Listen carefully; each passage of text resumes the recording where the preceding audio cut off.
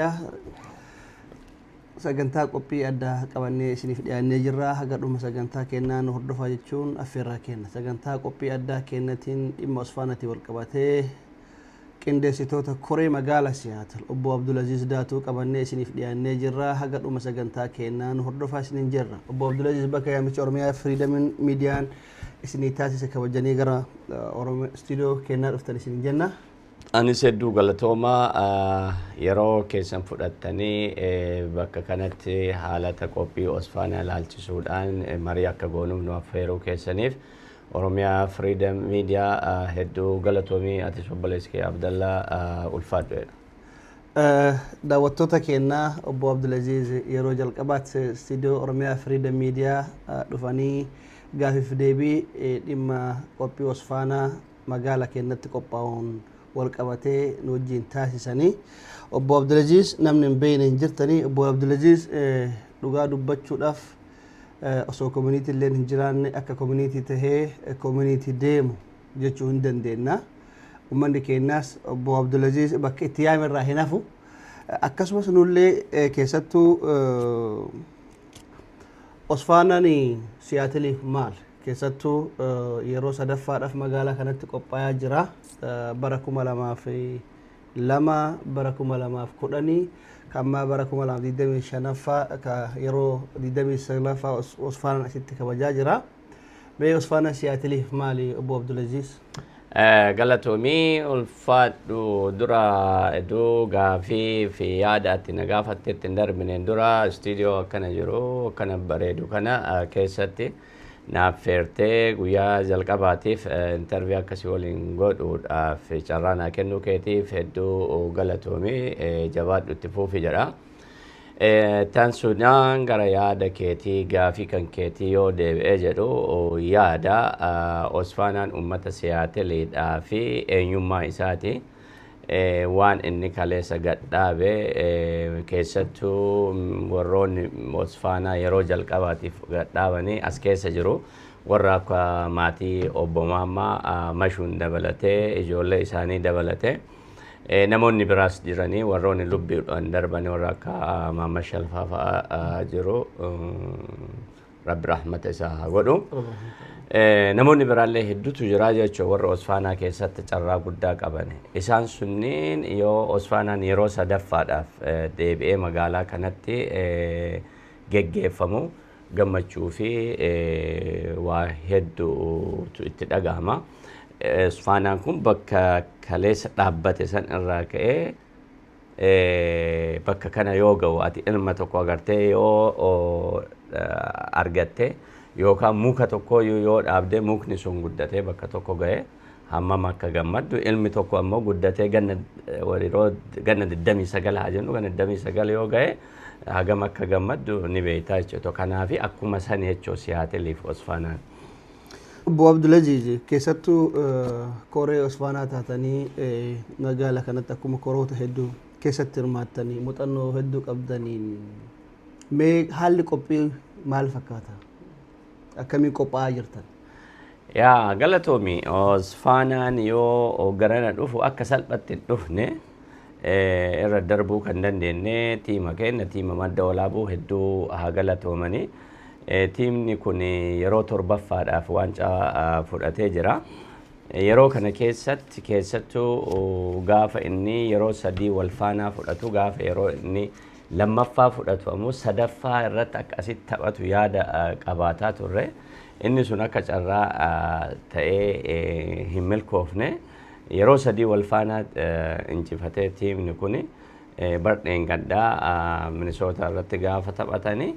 Tiimni kun warroota biroos tiima kana yoo agartee Osfaanaa gara tokko fidduu voot godhamee tiimarraa nama lama fudhamee namoonni sun walitti dhufanii bakka Osfaanaan itti ta'u koree san waliin ta'anii murteessanii jechuudha.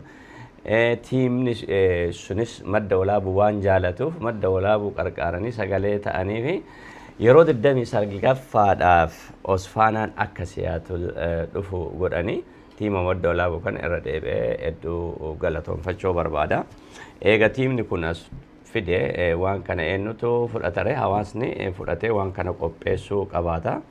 akkasumaan tiimni kunis koreen tiima kanaa jira. Koreen tiima kanaa gara hawaasaa fiduudhaan hawaasni waan kana fudhatee akka koree irratti ijaaree waan kana qindeessu godhee akkasuma hawaasni walitti dhufuudhaan nama of keessaa filuudhaan koree isa gara torbaa ijaaree wanni kun akka milkaa'uu fi geggeessaa jira jechuudha Osfaanaa koree isaa waliin ta'e.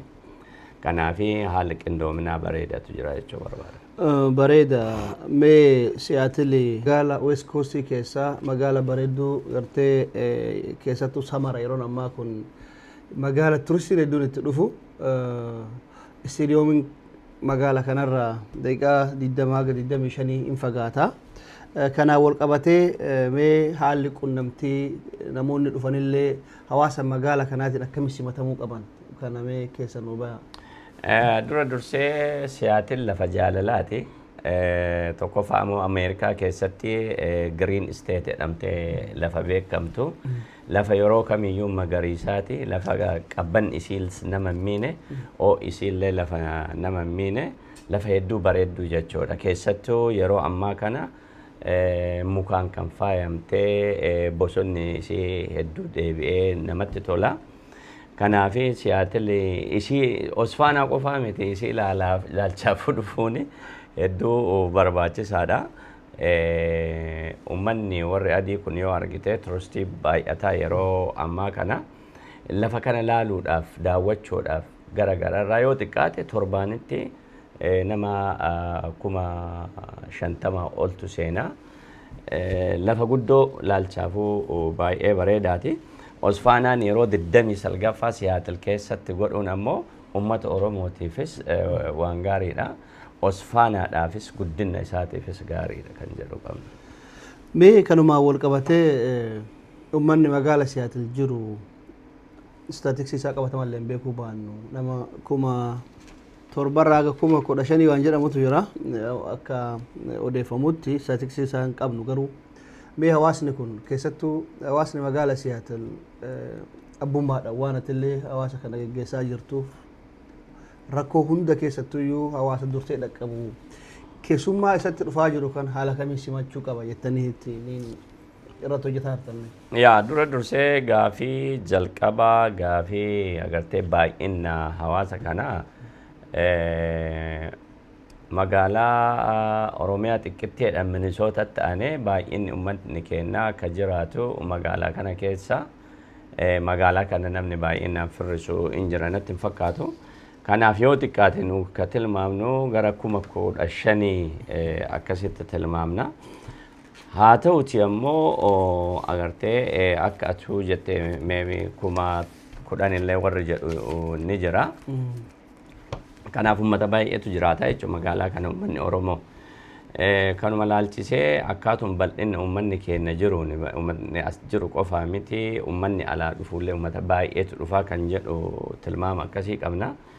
Kanumaafi tilmaama kana irra dhaabbachuudhaan koreen kun bal'inaan hojii bal'aa dalagaa jira.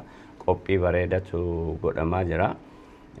Qophii garaagaraatitu keessa deemnee mari'achuu ni dandeenya.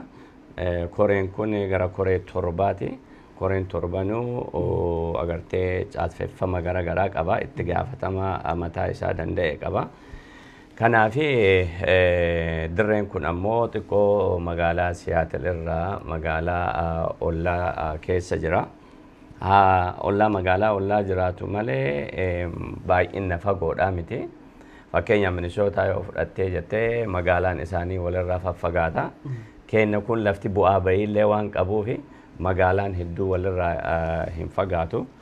Bakki staadiyeemiin jiru yoo guddate magaalaa daantawana Seattle irraa daqiiqaa 30 yoo tiraafikiin hin jiraanne immoo daqiiqaa 25 akkas ta'a.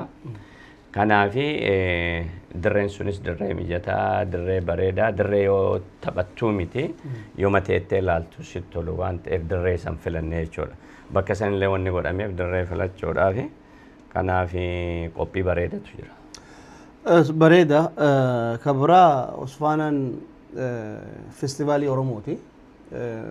Wannummaan Oromoo akka addunyaatitti keessattuu Oromoo biyya alaa jiran akka addunyaatitti walitti qabu Osfaana akkuma beekamu Oromoon hedduun ka dhaaballee tahee ka hawaasummallee tahee ka jireenyallee tahee bakka hundattuu kan dhufee itti wal argu yeroo ammaa kana.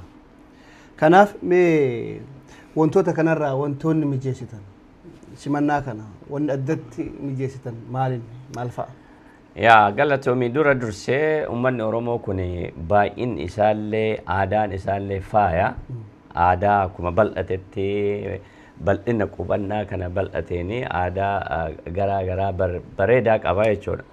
Aadaan kun ammoo akka ifee calanqisu uummanni akka beeku addunyaan tunu namni agartee biyya jiraannu kunis akka beeku Oromoon kun eenyu kan jedhu. Oromoon kun aadaa akkamii qabaa kan jedhu nyaata akkamii qabaa Oromoon gosti Oromoo kun akkuma bal'ina isiititti nyaata gara garaa qabanii uffanni aadaa gara garaa qaba. Amma fakkeenyaaf Arsii keessatti yoo fudhatte Arsii gamana jiruu fi gama Baalee jiru yoo fudhatte uffannummaanuu garaagarummaa qabaa jechuudha.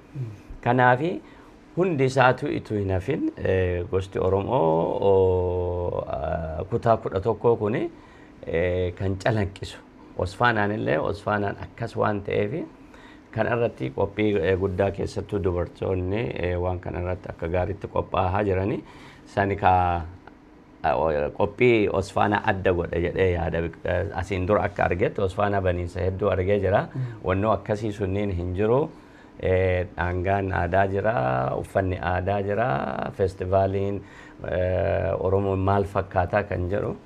Kanaafuu waan addaa guddoo arguu deemanii jedha obboleessa kiyyaa. Kabraa waan si gaafachuu barbaannu keessattuu Siyaatil magaalaa qaalii ta'urraa wal qabatee namoonni keenya istaadiyoomillee magaalaan alaa bifa kamiin akka gartee waan kanarratti hirmaatan bira dhaqqabaa jirtan? Haalli kominikeeshinii keessanii jechuudha. Yaa galatoomi haalli just qunnamtii kennaa akkuma beekamu dhugaadha. Jireenyi bakka hundattuu qaalii haa ta'u Siyaatil xiqqoo isteeta kaawwan irra keessattuu East Coast jiru namoonni keenyatti baay'atan irra xiqqoo jireenyi isii ni qaalata. Isa sanii fi haalanni garaagaraa mijatee jira. Fakkeenyaaf hoteela diskaawuntiidhaan qophaa'ee jira. Isa sanii abbaa dura carraa Osfaanaarraa weebsaayitii Osfaanaarra jira. Abbaan carraa dura argatee diskaawuntii sanii bitata. Kabiraallee ammoo hoteelli naannoon sun xiqqoo Kinkaawunii keessa waan jiruufi Siyaatil keessaa fi gatiin achi jiru garaagarummaa qaba. Kanaaf namoonni naannoo sanitti naannoo istaadiyeemii hoteela hedduutu jira. Naannoo sanitti hoteela qabachuu ni danda'anii. Gastaawusii ni jira. Isa saniin qabachuu ni danda'anii. Kaan ammoo kan isaan hin dandeenye baay'ee jira. Oromoon fira bira qubachuu ni danda'ama. Kanaaf qophii gaariitu jira jechuu barbaadeeti. Bareeda keessattuu Osfaanaa bara kanaa waan adda godhu Isfaanaan ka warra Itoophiyaanistootaan geggeeffamu bara magaala kana geggeeffamee wanta achirraa dhageenyu tokko tokko odoo jiru iyyuu keenya sanirraa maaltu adda godha? Mee odoo adda baaftanii nu xiqqoo waa ibsitanii maal jennaan haala gartee security dhugaatii wantoonni achi keessatti hayyamamanii fi wanni hin hayyamamne maaliin mee adda baasa maaliif jennaan namoonni gariin amantillee wal faallessa waan jedhu kana kaasanii kan ammoo isin koroonni abbummaadhaan itti dhiyenna waan beeytaniif waan kana ispoortiin amantiinillee aadanillee amantiinillee siyaasanillee walitti hin dhufu mee kana xiqqoo isin akka koreetitti wantoota kanarraa wanti hawaasa keenya daangessu maaltu jira jettanii ittiin yaaddan? Dura dursee gaaffii ati jette Isfaanaa fi Osfaanaan garaagarummaa qaba. Isfaanaan maqaa Itoophiyaa qabatee garuu calanqee saba tokkooti. Osfaanaan jalqabummaa isaatu maqaa sabaati. Sabatu hundeeffate clear waan ta'e qulqulluudha jechuudha. Oromoo Sport North America Sport Federation jechuudha. Kanaaf achitti sun garaagarummaa guddaa qaba jechuudha. Kun dirree san keessatti akkuma seera dirree saniitti dhugaatiin hin hayyamu, wanti garagaraa wanti sila dhoowwamaa ta'e hin hayyamamu. Kanaaf namni keenya ammoo san irraa hedduun isaanii qulqulluudha. Isa kana inumaayyuu akka sila warri sun dirree san keessa naamusa hin qabaannetti dirree kana nurraa kaansel godhullee hin danda'anii ture. Uummanni keenya uummata akkasii miti, uummata naamusa qabu, uummata naamusa qabu waan ta'eef ni argitanii jennee jirra. Akkasuma uummata keenya irraa abdii qabna guyyaa san uummanni keenya naamusaan bahee lammaffaa tokko amantaan nu qabnullee amantaan Oromoo keessa jiru sadiinuu amantaa safuu eeggatee amantaa agartee dhugaatiillee waan garagaraa hin hayyamne. Kanaaf namni keenya baay'een waan irraa adda waan ta'eef wanni sun dirree keessattis dhoowwamaadha. Kanaaf isarraa of eeggannoo namoonni godhanillee achumaan ala bahanii godhuun hedduu barbaachisaadha. Kabraa daawwattoota keenya sagantaan qophii addaa keenya obbo Abdulaziz Daatuu waliin taasisaa jiru akkuma itti fufetti jira. Agadhuma sagantaa keenyaa nuuf haala turaa jechuun affeerraa kenna. Obbo Abdulaziz kana wal qabatee haalli gartanii manguddoo ijaartanii rakkoolee nu qonnama jettanii yaaddaniif haala nageenyatti wal qabatee akkuma sakuruutiin jirutti keessattuu akka aadaa keenyatti dhimma kanneen irratti manguddoon akkamiin isin hojjetaa jiran isin gargaaruuf waan kana. Yaa tole galatoomi dura haala dhimma nagaa irratti ilaalchisee siitiin yookaan magaalaan sun warri poolisaallee quba qaba. Poolisnis ni qacarama. Warri security waan garagaraa hordofuu balbala sanitti tooyatus warra hidhannoo hin qabne isaanis ni qacaramu. Kanarraan dabalee ammoo volunteer dargaggeeyyiin Oromoo warri agartee dhimmi kun nu laallata jedhanii waan kanarratti hojjetanis ijaaramanii jiranii. Wannoo sadiitu jira jechuudha security kanarratti poolisni jira. Security bara warri warra qacaraman ni jiru. Ittaansee ammoo dargaggeessi keenya ka ijaaramee ka waan kana tooyatu ka dirree keessatti bakka paarkingii keessatti tooyatutu jira. Kanaaf haalli sagantaa kana agartee akka gaariitti qindeessu damee torbaa koreen kun ka ijaaramee jiru. Koreen hundinuu mataa isaa irratti hooggansa mataa isaa qaba. Hooggansi sun nama uf jalatti ijaaree fakkeenyaaf koree aadaatitu jira, koree qunnamtiititu jira, koree securitytitu jira, koree fayyaatitu jira. Warri fayyaas akkasumatti ijaaramee guyyaa san yoo rakkinni wayii uumame emergency waan jedhamutu jira. Isa sanitu emergency baraan dhufne namooti fayyaa baay'ee qabna isaan sun wal ijaaranii waan san agartee dafanii akka dhaqqabanitti isaanis akka koreetitti ijaaramanii jiranii. Qophiin hedduu gaarii jechuu barbaada. Bareeda obbo Abdulaziz yeroo qabnu wajjin wanni isin gaafannu xumurree ragama kennaa mee isin yoo wanni hafe jira jettan yaada dabalataa kennaa carraarumaa isinii kenna. Yaa galatoomi ulfaadhu wanni dabalataa wanni jiru dhaamsa uummata keenya kan naannoo kanaatii fi Seattle jiraatuu fi Portland British Columbia jiraatu. Warroonni kun ollaa keenya jiru keessattuu warri Portland warra waliin sagantaa kana qopheessaa jiru. Tiimni Portland jirus namoonni achi jiran volunteer godhutti jiranii sagantaa kana akka gaariitti akka milkaa'u wal gargaarree waliin qopheessaa jirra jechuudha koree keenya keessatti dabalamanii. Akkasuma warri Portland nutti dhiyoo jiranii sa'a lamaaf wayi maybe sa'a lamaaf daqiiqaa 10 yoo drive godhanii bakka staadiyeemiin jiru irraa. Kanaaf dhufanii as oolanillee tapha kana laalanii keessattuu guyyaa openingii guyyaa baniinsaa kana hedduu namni keenya heddummaatee yoo argame baay'ee bareeda.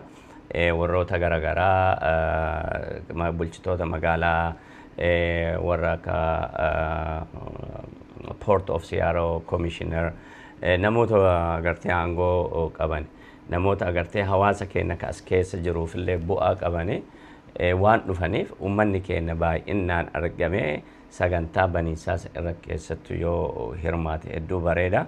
Sagantaa baniinsaa kun guyyaa 26 sanbata irra oola. Sa'aatii 3tti namni keenya dirree san keessatti guutee argamu hedduu barbaachisaadha. Akkasuma warra British Columbia jirullee dhufanii hirmaatanii yoo deebi'anii galanillee dhiyoo sa'aatii 2 yoo drive godhanii yoo guddate oola gala dhufaa deebi'uu ni danda'anii. Yoo kaan illee agartee manni keenya bal'aadha, uummanni keenya bal'aadha ka bakka bultiillee hoteela qabachuu hin dandeenye keessummeessuudhaaf qophii jirra. Kanaaf uummanni keenya akkaataa saniin yoo ba'e gaariidha. Kun uummanni keenya akka Siyaatilii xiqqaa guddaa ituu hin jedhin hundi isaaniitu bahanii guyyaa kana milkeessuun hedduu barbaachisaadha. Keessattuu uummanni Siyaatil. Maafi baay'ina keenyallee guyyaatti agarsiifnu jechuudha. Akkanumaan cal'ifnee Oromoon 15,000tu 10,000tu as keessa jira. Tilmaamaan jechoo irra hagana dhufanii yoo ijaan arganii jedhanii fakkeenyaaf kaleessa walgayii wayii siitii deemnee turre uummata haganaa jira jedhanii rifataa turanii warra kaandideet wal filannoodhaaf deemu. Gaafa uummata kan arganii jedhani dhufanii agartee maal isin qarqaarru jechotu dhufa. Osfaanaaf dhufuu qofa duun taane jireenya keenya ka magaalaa kanaatiifu ijoollee teennaafu Oromoon kun eenyu kan jedhu guyyaa itti agarsiifnu waan ta'eef uummanni Siyaatil bal'innaanii xiqqaa guddaa iduun jedhin dubartii iduun jedhin dhiiraa iduun jedhin ijoollee iduun jedhin ijoollee isaaniillee qabatanii uffata aadaa itti uffisanii aadaan keenya bareechifne banaasan yoo banne hedduu bareeda kan jedhu uummata Siyaatiliif keessattuu dhaamsa qaba. Kun illee uummanni garaa jiru guyyaa baniinsaa san warri tikeetta hin murannellee Minnesota irraallee ijoolleen teenya drive gootee deemaa turte maddi walaabuu dhugaa dubbachuudhaaf asirraa sa'a 20 drive konkolaataa oofanii deemaa turanii namoonni guruuppi ta'anii konkolaataa oofanii warra akka Denver fa'a jiran dhufanii guyyaa san nu waliin akka bareechisan kabajaadhaan isaan gaafannaa. Oromiyaa Freedom ammallee irra deebi'ee hedduu galatoomii ulfaadhu horii bulii jabaadhu waliin hojjannaa waliin rakkoo jirullee irra aannaa ulfaadhu galatoomii. Hedduu galatooma Obbo Abdulaziz isinillee yaamicha keenya kabajanii istiidiyoo keenya dhuftanii gaaffii deebii dhimma Osfaanaatitti wajjin godhuu keessaniif hedduu galatooma isinin jenna. Kabajamtoota daawwattoota fi hordoftoota Oromiyaa Freedom Media dambalii gunguma uummataa irraa sagantaa qophii addaa dhimma Osfaanaa bara 2025 magaala keenyatti qophaa'u akkasumas yeroo sadaffaa marsaa sadaffaaf Siyaatilitti qophaa'uun wal qabatee gaaffii deebii Obbo Abdulaziz Daatuu waliin taasifne kanumaan xumurama waan nu daawwattaniif hedduu galatoomaa isinin jenna.